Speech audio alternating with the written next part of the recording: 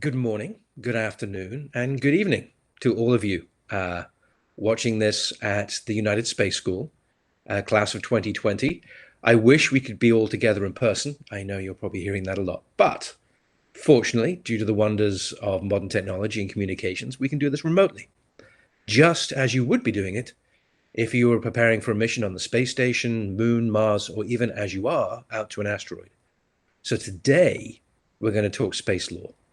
And my name is Chris Stott. I'm chairman and CEO of a company called Madsat, working through the Isle of Man. We're the world's largest commercial provider of satellite spectrum in the world. We do a lot of work in radio frequencies and regulation and licensing for spacecraft. It's our day to day. And I also, when I'm allowed, and thank you again to Space School for letting me do this, I teach space law. I teach it at the University of Houston at the Maine Law School. I teach it at Harvard. I teach it at MIT, Massachusetts Institute of Technology, their media labs up in Boston, Massachusetts. And I teach it a couple of other places around the world too. It helps keep me fresh in my work. But today, we are going to talk about one of the most interesting aspects, I think, of space. Because the hardest thing about getting to space isn't what you might think. Yes, you need rockets, launch vehicles. You need spacecraft, satellites, ground equipment, antennas, dishes, amazing teams of people, robotics, testing, and more. But oftentimes, the most overlooked thing and the most important thing about going to space is getting permission to go to space. Space is the most regulated of all human activities. More than the arms trade, more than energy, more than medicine, of which we encompass all of that in the space industry. And if you can understand just the beginnings of space law, you'll do very well. And what we're going to talk about in the next 35 minutes is the basics of space law. And that's okay, because this will give you a foundation to think on. The presentation will be sent to Space School, so they'll have a copy of this too, with the links. There's links to all the treaties. There's links to some of the pages I'm going to refer you to. And I'll be around to answer some basic questions too. So with that, let's begin space law. Right. Rules and law. You guys know about rules and the law. The rule is there to allow you to do something or not do something, right? You have rules at school, you have rules at home, you have rules in the society in which you live. The laws, right? We write laws to enable or disable activities. You know, you can do this, you can't do that. The same is also true in space. But one of the interesting things about space is that the law and the regulations often are very different from what is technically possible in space. So just because something is possible technically doesn't mean it's possible legally.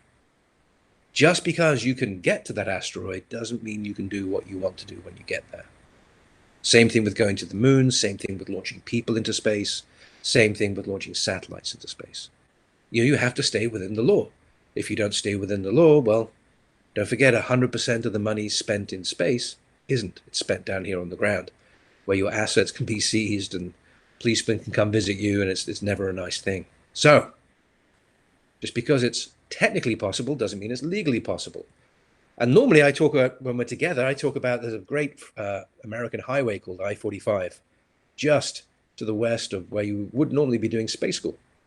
And it's a very busy road. It's like a 6-lane freeway or more. And yes, imagine yourselves driving a very fast car, you know, a Bugatti Veyron or a Ferrari or whatever it is. Yes, those cars can go amazingly fast, but there's still a speed limit.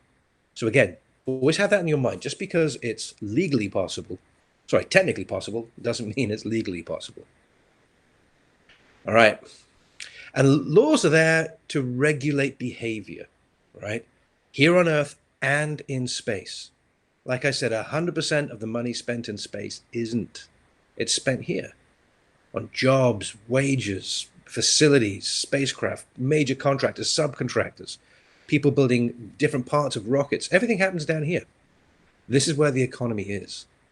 So, you know, law applies to that. Contracts, employment, all sorts of things. Law is all around space. And in life, as you're going forward, never forget, if something doesn't make sense, follow the money. Wherever there is money, there is law. So, what is space law? Yes, it does exist. Yes, we do have space lawyers, and some of the world's largest law firms have space divisions, where they'll be talking about satellites, telecommunications, suborbital spaceflight, orbit, contracting, NASA. So, the space law that we have are the effective rules of the road for space. Just like driving a car on a street, there are rules and laws. Same thing with operating or driving a spacecraft, or even driving a rover around Mars or on the surface of an asteroid. So it's a body of law applicable to and governing space-related activities. UNUSA, we love our acronyms, and us and working in the space regulatory field, we have acronyms. UNUSA is the United Nations Office of Outer Space Affairs. It's based in Vienna. It is a secretariat reporting to the United Nations Secretary General that handles all space law for all the different nations in the world. They are like a repository, a guidance, a guide. They look after the treaties, etc. And they help generate new treaties. Treaties in space, there are 5 major international UN space treaties, which almost every country has signed up for. And then you have regulations of international organizations below that. People like the International Telecommunications Union, the ITU, the World Trade Organization, the European Union. We have a lot of space law going on out there because we use space a lot as human beings, and lots of international governmental agreements. For example, the International Space Station is governed by something called the ISS, International Space Station, MOU, Memorandum of Understanding. Basically, all of the partners get together and agree how they're going to behave, how they're going to build it and operate it before they do so, like rules of the road. And then you have a lot of national laws also. So there's space law in America, Canada, Britain, the Isle of Man, France, Germany, Spain, Italy, everywhere in the world. Central America, Southern America. I mean, almost every single country in the world has a space law. It's fascinating because we all use space. So you start at the top at the United Nations and you work your way down to the national level. Different areas all the way down. So think of space and regulation. You've seen these kinds of images before, probably in biology class, where you see it starts with a little fish being eaten by a bigger fish and a bigger fish and a bigger fish and a bigger fish. It's like a life cycle. And the same thing happens in space. You start off with space and regulation. The first thing you do, right down at the bottom in the big picture, orbital position, your satellite spectrum, your frequencies are granted to you to prevent harmful interference. So if you're going to send a mission out to an asteroid, you want to make sure that you can communicate with it, not just technically, but legally. And also that your legal communications are protected under law, that no one can tune into your radio station and cause false commands to be given or errors to be made, or that you don't accidentally cause harmful interference to someone else operating a spacecraft. That also goes down on the ground too, where you're receiving your signal. The dish that catches your signals around the world. Well, the dishes, you'll have to have several, don't forget. 24 hours a day, the Earth spins. You've got to have a line of sight to your vehicle to get that connectivity. So those dishes all have to have licensing.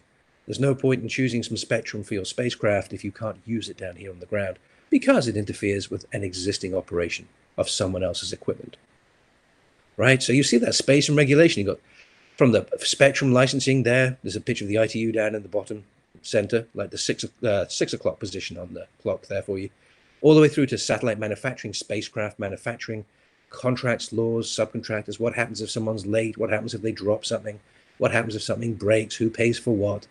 The launch itself, always with insurance, legally required to have insurance in case something goes wrong. You must protect the government that is giving you your license, third-party liability, right? And then how you operate in space. You don't cause a collision. You don't leave debris. You don't pollute or contaminate. And then, how do you get the money back? How do you get the data back? And what do you do with it? How do you share it with those who you're working with? Or even if you're bringing back samples like the Hayabusa 2, 1 and 2. Don't forget the Japanese government, JAXA, the Japanese Space Agency, has been doing fantastic work in heading out to asteroids and bringing bits back. Interesting, yes? Also, America has a mission underway right now. Definitely worth thinking about. So, space law basics, right? I'm going to turn you into space lawyers. just a little bit, okay, just for today. So the first one we have is called the United Nations Outer Space Treaty, okay? There's a whole bunch of treaties under that. There's the Outer Space Treaty itself and a whole bunch of those 5 treaties underneath. We'll go through them. And it's like what you call an umbrella organization, an umbrella treaty. Everything you need is in that one treaty. It's a pretty fast read. I'll give you links. You can download it. You can read it. It's in many different languages too. Hey, this is the United Nations. And so you can actually see what they're talking about. But for every line that you read, every sentence that you read, please know there were many months of debate between all these different countries about who could say what, how it was said. Right? And now, these treaties were put in place to do some pretty basic things. You have to know this. So, they were written during the Cold War, a time of superpower rivalry between the Soviet Union and the West, everyone else. So, it was an interesting time. And space was very heavily used in this way. And people really wanted to prevent conflict in outer space, as did the superpowers. So they agreed to these treaties. So prevent conflict. Stop someone from accidentally triggering a war in space because of an accident in space. They were also written during the post-colonial world. So speaking here from America, we settled. I mean, America was 13 colonies, right? You have this time after the First World War, then after the Second World War, when colonialism started to fall apart, thankfully, and in the right way. And a whole bunch of new nations were born. And a lot of these new nations said, hey, we are just becoming our own countries. Please don't go off and do to space what you did to the rest of the world. Superpowers, give us a chance to become ourselves and be involved. So it was done in a post-colonial world. People wanted to know how national space laws fed into this, these international treaties. And then jurisdiction was a huge question. Jurisdiction, juris, law, diction, speak, jurisdiction, whose law speaks. So when you're on a space shuttle and something happens, whose law? American law. But which state in America, right? If you're on the International Space Station and you're in the European module, whose law? If you're in the Russian segment versus the American segment. Lots of things like that. That happens all the time. Happens with satellites. And a lot of it's based on islands of sovereignty. Okay, the idea of a ship on the high seas, and we'll talk about that. But whose flag, whose registry that you've registered under the regulations of law, right? Who's responsible for your spacecraft? And then law as a tool and law as a regulator. Law that allows something to happen and stops it from happening. By the way, this is something I normally teach over several weeks, so you guys are getting a condensed version. I hope that's okay. So, when you think space and space law, don't think the sea. Sea law, maritime law. Think about the oceans. Because the original people who put together space law, that's how they thought. They see space law as being based upon the law of the sea, the commons and rights of passage, international free passage on the oceans. Same way with space. The idea being that you register your ship on the oceans the same way you register your ship in space. Everyone has freedom of navigation. It's a really big deal. And it opened everything up. It enabled the use of space. Very important concept.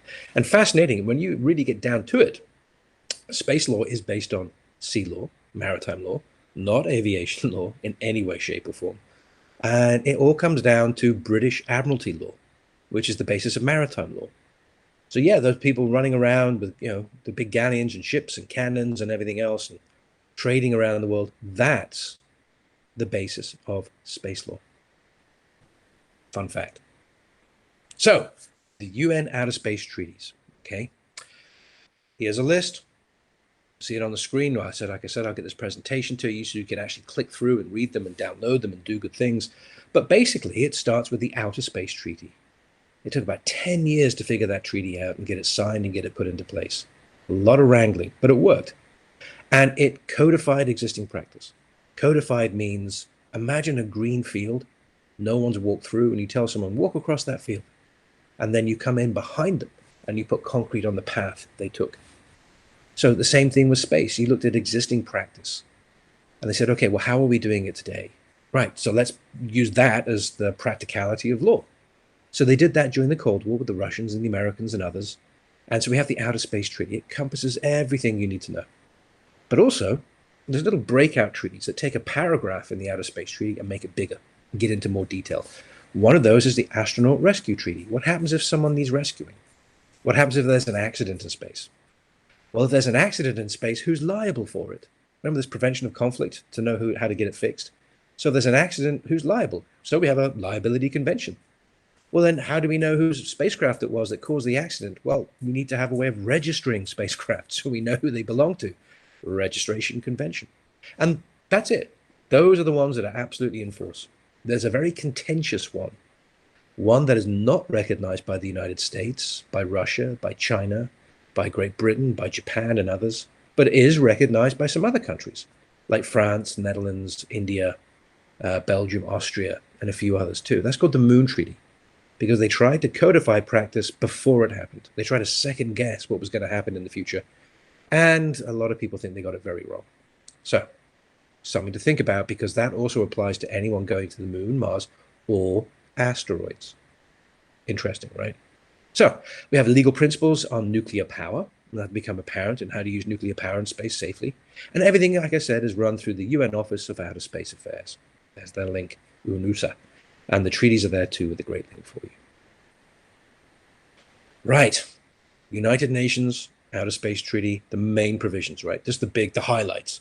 So, like I said, just like the high seas, the rights of passage, freedom of exploration, the exploration and use of outer space shall be carried out for the benefit and in the interest of all countries, and shall be the province of all mankind. Right? Everyone can do this. By the way, they called it mankind in those days. Today we call it humanity. Outer space shall be free for exploration and use by all states, right? Everyone gets to do this. And then outer space is not subject to national appropriation by claim of sovereignty, by means of use or occupation, or by any other means. It means you can't go out there and say the moon is mine. You can't say Mars belongs to me. Why? Think about the Cold War. That would have been a great way to kick off World War III and start a conflict. So again, add the whole post-colonial. You can't land on the moon and say, right, this is a new colony. It belongs to us. Can't do it. Can't claim sovereignty. Now you can claim use and have bases, but you can't claim the whole thing. So if you go back to the Outer Space Treaty, it talks about bases and all sorts of stuff. It's really cool. And then when you get down to Apollo 11, which we're coming up on the anniversary, 51st anniversary, July 20th, those words were very carefully chosen by Neil Armstrong. He actually read the Outer Space Treaty before he went. Houston, Tranquility Base, the Eagle has landed. So America declared a base under the treaty, under the law, as a nation guided and governed by the rule of law. Absolutely fantastic. So, states shall not place nuclear weapons or other weapons of mass destruction in orbit or on celestial bodies or station them in outer space in any other manner, right? No weapons of mass destruction in space. Again, prevent conflict in outer space. Don't turn space into a battlefield. Don't have a whole bunch of nuclear missiles up in space to launch at your enemies. Please don't. Now, that then has repercussions later on, which we'll discuss about planetary protection. How do we protect against asteroids and other ways of doing that? Interesting, right? There's always a double-edged sword on these things. Oh, the moon and other celestial bodies shall be used exclusively for peaceful purposes. No military bases on the moon. Astronauts shall be regarded as the envoys of all mankind. Now, we honestly didn't know who they were going to meet when they were up there. That's one part of that discussion. An envoy is a diplomat, given diplomatic privilege. Also, during the Cold War, we didn't know if someone crash lands in each other's country, an American in the Soviet Union, a Soviet in the West, or the rest of the world, would they be treated as a spy? Would the space capsule be like a diplomatic pouch? How do you handle these things? It was a big deal. So astronauts were given diplomatic immunity if they landed in a different country. Now, flash forward, how does that apply to space tourists? No one quite knows. So, more of the Outer Space Treaty. All right, states, this is a big one. States should be responsible for national activities, whether carried out by governmental or non-governmental agencies or activities, right? So, thing is here, people often say, you'll hear this in the media a lot, and they get it wrong a lot. They say, oh, it's just applied to governments. I'm a private citizen. I can do what I want. No, you're a citizen of a nation Your activities by treaty are regulated by your government under the Outer Space Treaty.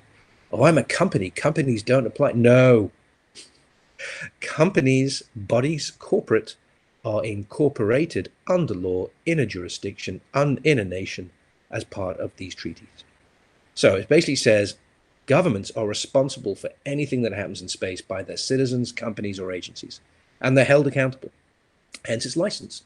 You want to make sure that people don't do something crazy and cause a problem because it's your government that is held accountable financially, legally, and criminally. Really interesting.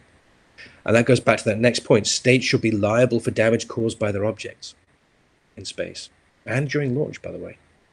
So again, you mess up, it's your government that gets into trouble. So you can imagine you're heavily regulated. Like I said, space is the most regulated of all human activities. And also, states shall avoid the harmful contamination of space and celestial bodies. Well, we've kind of messed up on that a little bit. We just didn't know how tough tardigrades or other bacteria are. So the things that were sent to Mars and the moon and the people who were sent and everything else, they were scrubbed down as much as they could be, as they knew to be at the time. They used everything they could do, but of course we now know that little bits of us keep going everywhere. It's a universal phenomenon. All right, and then we now have something really recent, which you also should read for your project, the Artemis Accords. The Artemis Accords are a reconfirmation of everything I've just told you. It is not a politically driven thing. It is a state-driven activity, a government-driven activity for returning to the moon, going to Mars and other things. All the things that we've talked about, right? That you can't claim sovereignty, that you have to protect this, you have to do that. Read the Accords. And it also confirms that the United States does not recognize, and its partners do not recognize, the Moon Treaty. I could get into a huge philosophical debate on why that is such an awful treaty to even think about. The Moon Treaty is really quite damaging, and it was written by some. It was written at a very different time of history, and it is. I won't get into the politics. Let's just say it is the greatest suicide pact ever written by the human race. It's an appalling thing, but that's just me. Right? Say, see, you're space school students. You can hear the good stuff. But go read the Artemis Accords. There's about 10 major provisions, and you'll see that they just reflect all the existing stances and all the major treaties. Just saying, hey, before we go to the moon, don't forget, this is what we're going to do. Now, do you need space law and all these rules and regulations? I mean, do things go wrong much in space? I'm hoping this works. Let's see if this works. There we go. This is sea launch, right?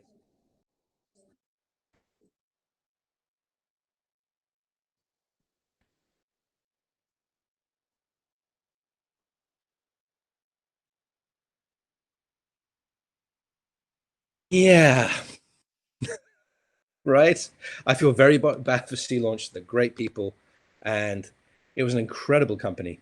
And they don't think they've still, well, they launched again after that. But yes, you do need it because, what about the contracts for the launch vehicle? What about the safety of the people on the launch command vessel that was watching that? The payloads that were lost, the business that was lost, who's responsible for the cleanup and everything else? All the treaties are used pretty much all the time. It's a big deal. Well, just like going out in an airplane, just like going out on the ship on the high seas. The law is all around you. Okay? And space is no exception. Right, so I'll talk a little bit about satellite telecommunications because it's a nice example before we get into the good stuff. So satellite telecommunications is the biggest single use of space. It is a $400 billion a year industry. Now, if you compare, say, Hollywood, you're looking last year in 2019 at about 13.4 billion in total ticket sales. NASA's budget last year was 21.5 billion. But satellite communications, right? No, you stop someone on the street and you say, "You heard of NASA?" "Oh yes, I've heard of NASA." Pretty much every country in the world, I've heard of NASA. Name a random Hollywood movie star, and they've probably heard of them. But name a couple of satellite communications companies that make the whole modern world actually work. I guarantee you, probably 1 in 1,000, 1 in 10,000, maybe, might be able to name one. It's a very quiet industry. It gets done what it needs to do, and it supports everything that we're doing. Even this transmission today is coming to you over a satellite link on the roof here. Pretty cool. I think so. So, at night, geostationary satellites, they line the Earth. They're down on the equator. Right? So geostationary is 22,600 miles up, round about 36,000 kilometers up. And it means that the orbit takes 24 hours. So it's moving, but from a stationary point, geostationary on the Earth, you look up and it's as if the satellite isn't moving. 3 satellites cover the entire world. Well, 99.99% of the human population. And you use them for weather, all sorts of things. We'll talk about that. But also, when you're working in deep space, when you're working, say, on the moon, Mars, or on an asteroid, your signal has to get back through all of these. You can't cause harmful interference. You can't disrupt their critical work in search and rescue, navigation, weather, internet, data provision, everything too from radio and television, you know? So you've got to think about this. How do I get my signal back? But a lot of the infrastructure that's built for these guys is also available to you. And that gets us to these new activities in space. You know, space tourism, right? Fantastic. We're looking finally, hopefully this year, maybe probably next, we're looking at the launch of Virgin Galactic and Blue Origin Shepherd program, which would be amazing. And that's suborbital tourism. You've had tourists visiting the Mir space station and then later the International Space Station for over 25 years. For over a quarter of a century, there have been space tourists. But when they travel, are they astronauts? Yes, most countries say yes, but does that mean they're envoys of all mankind? Well, we don't know. What about settlement and resources? Don't forget, no one has colonies in space.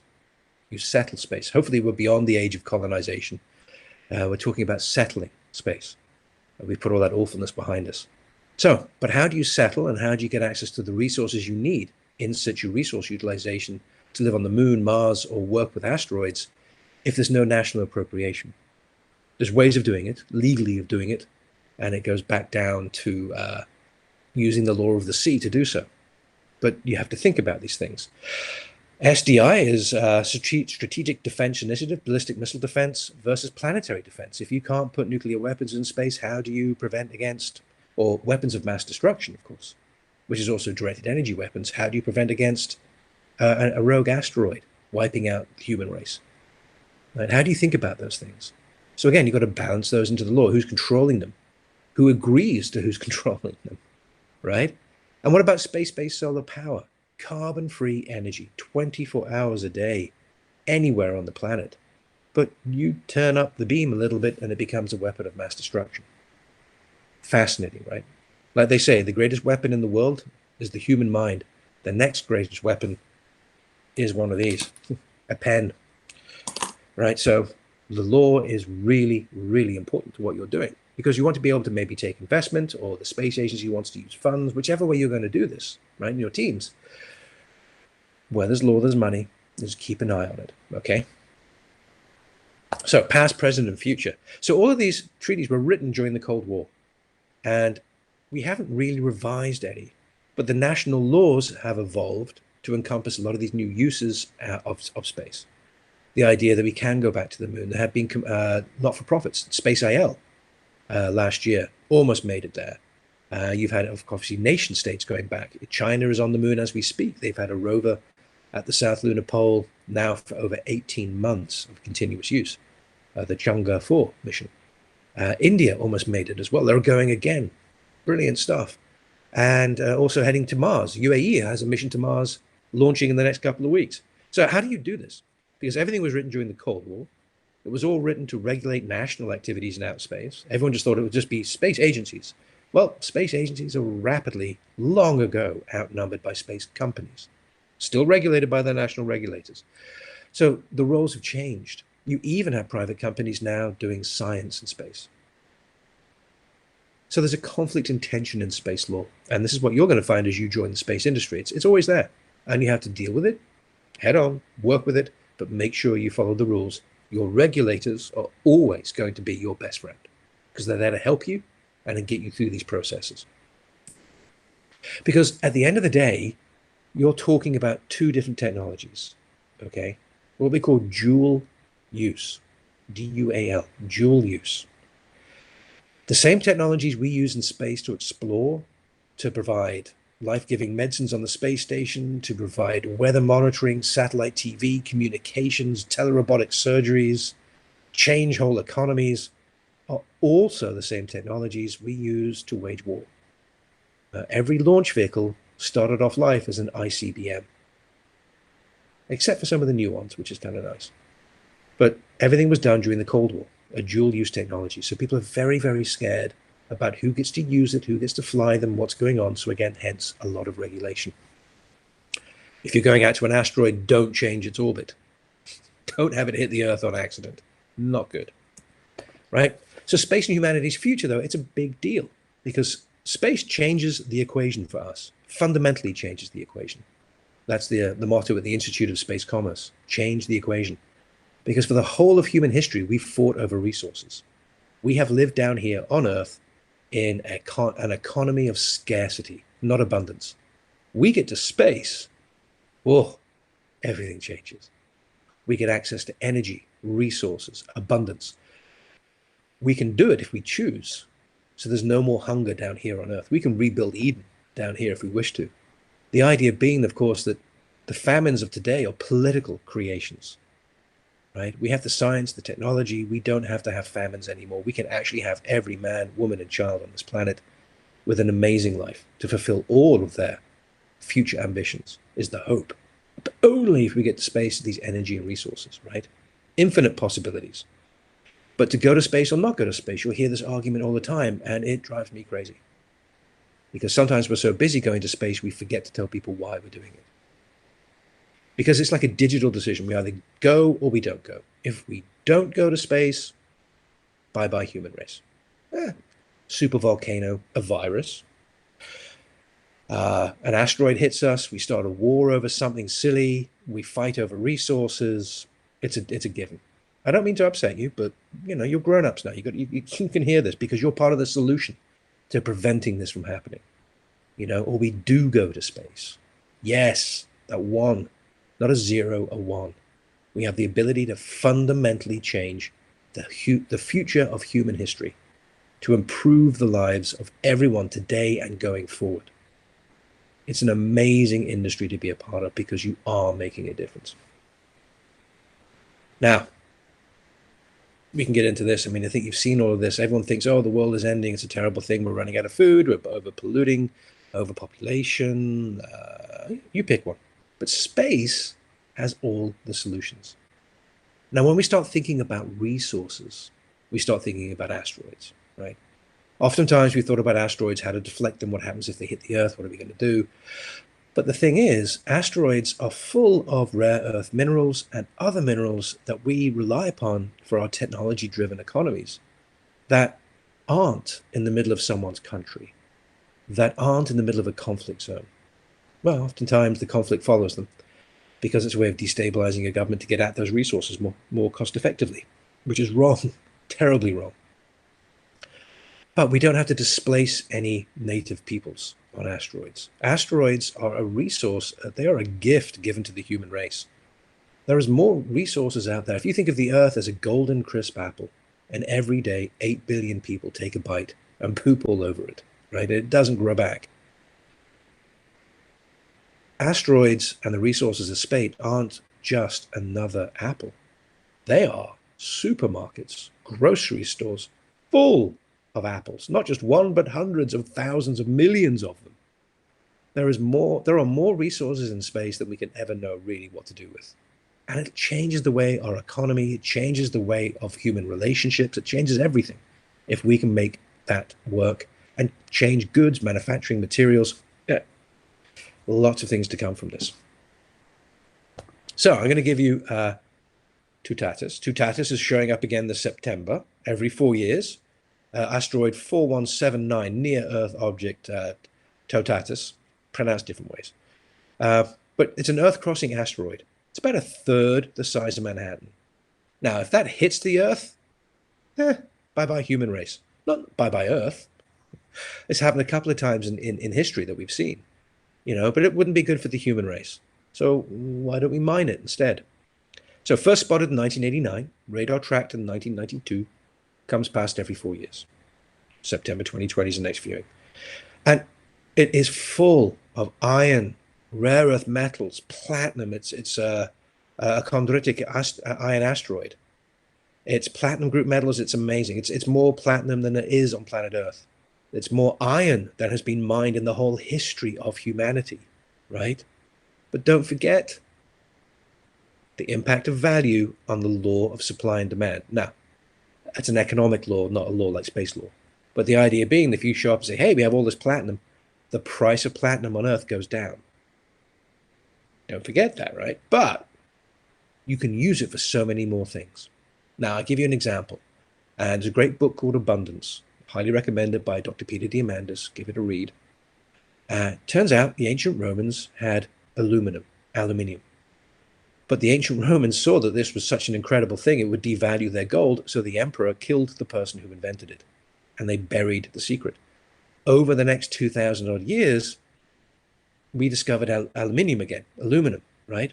And it was so valuable. If you look at the Washington Monument in Washington, D.C., the top of the Washington Monument, the crown, is crowned in aluminum. It was so valuable, more valuable than gold. Wow. Today, we throw it away. It's recyclable. Aluminum is everywhere in what we do, right? So you go from scarcity to abundance. So if we can get so much more platinum down here on Earth, we don't have to strip mine 2 acres of Amazon rainforest to get half an ounce of platinum, right? We could actually get platinum from the asteroids. We could do all sorts of new engineering, help the environment. We could do amazing things. And that's just platinum, not everything else that's out there. So it's an amazing idea. So how do you claim it? By use, by not use. You can't claim sovereignty. You can land on it. You can have a base on it. You can have a zone of exclusion, a safety zone. You have something called fundamental. You have use. If it's lying on the, like a moon rock, okay, lying on the ground, you can. It's not yours. You can pick it up. You pick it up. It's yours. That's why NASA has moon rocks. Beneficial use, right? You can do things. You can mine it. And there's new laws here in the United States that allow you to mine asteroids. I'll send you a link to one of those as well. That's going to be a bonus at the end of the lecture here. So it's really very cool what you guys are looking at. It fundamentally changes the equation, not just like human settlement of the moon and Mars, but of the resources we need to rebuild an incredible technological driven civilization without starvation, without medical issues, with proper medicine, food, education. It becomes a much, much better future. All right, I'm getting close on time. So this is May 2016. And why did I give you May 2016? Because I wanted you to look up the modern figures, right? It's part of your studies. So, right, the iron ore alone in Tartatus, $20 trillion. But would it remain that way if you brought it back to Earth? No, but you could build things in space with it. Interesting. Now, let's go back to that finite future, right? I love this quote. This is from a guy called Dr. Larry Niven. He's the patron of the Institute of Space Commerce. He is a, I think, 43 or 44 time best-selling New York Times selling author, an amazing speculative fiction and science fiction author. He has this fantastic quote, and it was his quote. The dinosaurs became extinct because they didn't have a space program. One of the first things we noticed by going back to the moon, or going to the moon, looking back on Earth, was that we saw all these craters all over our own planet. We've been hit by asteroids a lot, and it's never good, right? So remember that. The dinosaurs became extinct because they didn't have a space program. And the space program runs on law. There you go. I'll say it again because it's a fun quote for what you're doing. The dinosaurs became extinct because they didn't have a space program. So one thing I wanted you to think about before I leave you today is this great quote from Muhammad Ali, a great boxer, right? But a great humanitarian, great environmentalist, and general all-round pretty cool guy. And I love this because before humanity went to the moon, everyone thought it was impossible. Before we put a space station up, everyone said it was impossible. Everyone's going to tell you it's impossible until you simply do it, right? I love this quote. Impossible is just a big word thrown around by small men who find it easier to live in the world they've been given than to explore the power they have to change it. Impossible is not a fact, it's an opinion. Impossible is not a declaration, it's a dare. Impossible is potential, impossible is temporary, impossible is nothing. And that's the future you're inheriting. I love that picture because it's a composite of all the people walking around on the moon so far, not including the ones in the future. Well, look, I've really enjoyed this 45 minutes. I hope that was okay. And I'm going to be around emails and everything else. The school knows how to reach me. I will send that link to the US space law too. So you've got to look for that. You've got to ask for it now. So you can read how that works for asteroid mining. Anyway, it's been a pleasure and an honor. So thrilled to see you guys and the class of 2020. You are going to go off and do amazing things. And it is an absolute privilege to talk with you and be with you. And bless you for the future. Take care. Bye-bye.